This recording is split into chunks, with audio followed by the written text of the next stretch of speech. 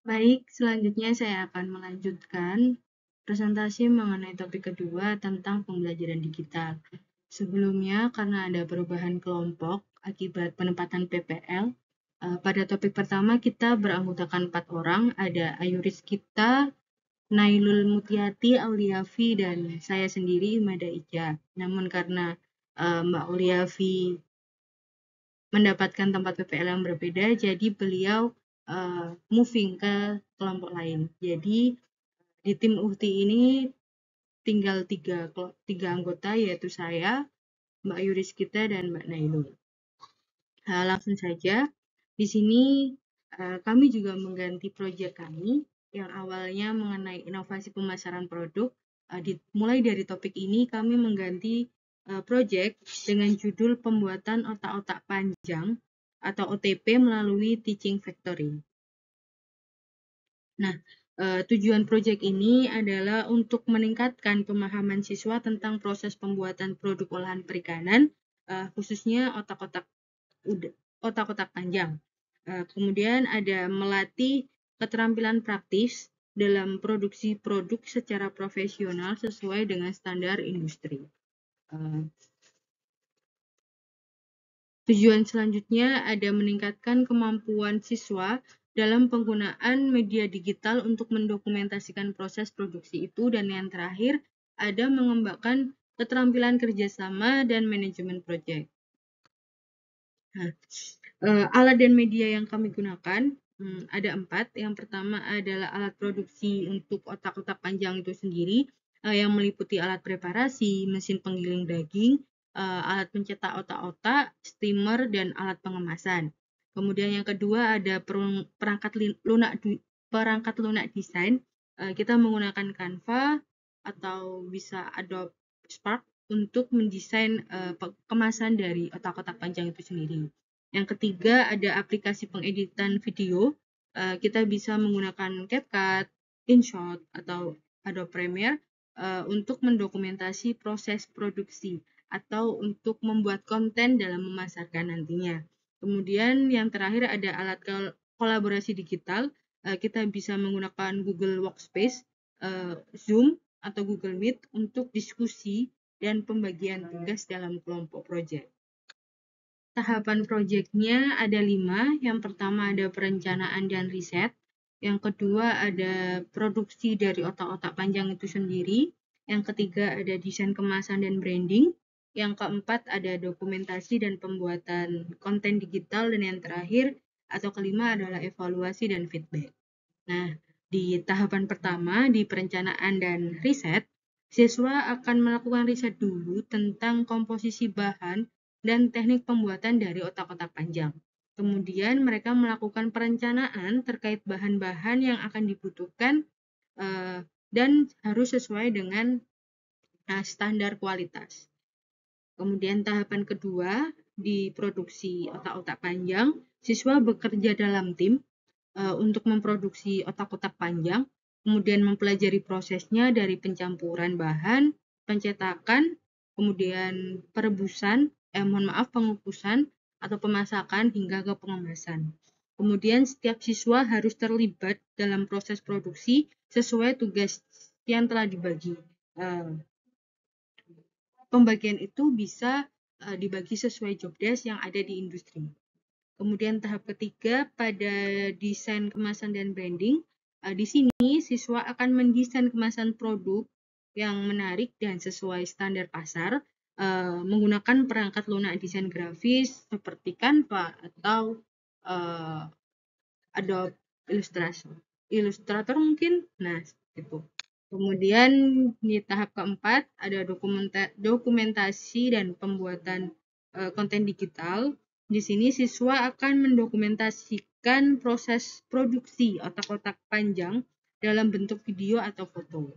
Dan tahapan terakhir ada evaluasi dan feedback, di mana siswa melakukan evaluasi dari hasil produksi otak-otak panjang tersebut, mulai dari resep hingga hasil produk yang dihasilkan. Kemudian berdasarkan evaluasi tersebut, siswa akan belajar mengidentifikasi peluang perbaikan dalam proses produksi. Evaluasi tersebut itu pada produksi otak-otaknya ya. Kemudian selain evaluasi pada produk otak-otak, siswa juga harus melakukan evaluasi pada pembuatan konten yang mereka buat. Oke. Hasil yang kami harapkan dari proyek ini adalah siswa mampu memproduksi otak-otak panjang sesuai standar kualitas dan industri. Kemudian siswa dapat mendesain kemasan produk yang menarik dan nantinya disukai masyarakat. Dan yang terakhir ada siswa memahami alur bisnis produk mulai dari produksi hingga pemasaran dan mampu menerapkannya di dunia kerja atau usaha mereka nantinya. Oke, berikutnya adalah langkah-langkah konkret yang akan kami lakukan untuk mengimplementasikan proyek yang kami rencanakan ini. Yang pertama ada penyiapan materi pembelajaran dan bahan produksi, pembuatan materi tutorial digital, penyusunan modul dan rencana pembelajaran, serta yang terakhir adalah persiapan materi asesmen. Nah, di langkah pertama, di penyiapan materi pembelajaran dan bahan produksi ini, materinya mencakup resep dan bahan yang diperlukan dalam proses produksi otak-otak panjang. Kemudian ada materi tentang proses pembuatannya itu mulai dari preparasi, pencetakan, pencampuran, pencetakan, pemasakan, serta pengemasan, serta materi tentang standar kebersihan dan kualitas yang harus dipatuhi selama proses produksi otak-otak panjang itu agar sesuai dengan standar industri. Nah, di sini media digital yang kami gunakan adalah Google Docs atau Microsoft Word untuk menulis panduan materi pembuatan otak-otak panjang. Selain itu juga kami menggunakan Google Drive atau Dropbox untuk menyimpan file kemudian membagikan kepada tim produksi otak-otak panjang. Di langkah kedua, di pembuatan materi tutorial digital, di sini kami membuat materi tutorial digital yang menjelaskan langkah-langkah pembuatan otak-otak udang itu dengan menggunakan video atau presentasi. Nah, tutorial video ini merekam proses langkah demi langkah pembuatan otak-otak panjang mulai dari persiapan bahan hingga menjadi produk jadi. Nah, sedangkan presentasinya kami menggunakan PowerPoint untuk membuat presentasi interaktif tentang proses pembuatan dan teknik pengemasan produk otak-otak panjang. Nah, di sini kami menggunakan media digital yaitu Canva atau Microsoft PowerPoint ya untuk membuat presentasinya. Kemudian ada aplikasi pengeditan video sederhana seperti CapCut atau InShot untuk membuat video tutorial yang menarik. Selanjutnya, di langkah ketiga ada penyusunan modul dan rencana pembelajaran. Di sini kami membuat modul pembelajaran digital yang berisi langkah-langkah produksi, pemasaran, dan penggunaan media digital dalam proyek. Modul ini mencakup tujuan pembelajarannya, langkah-langkahnya, serta evaluasi hasil produksi dan pemasaran.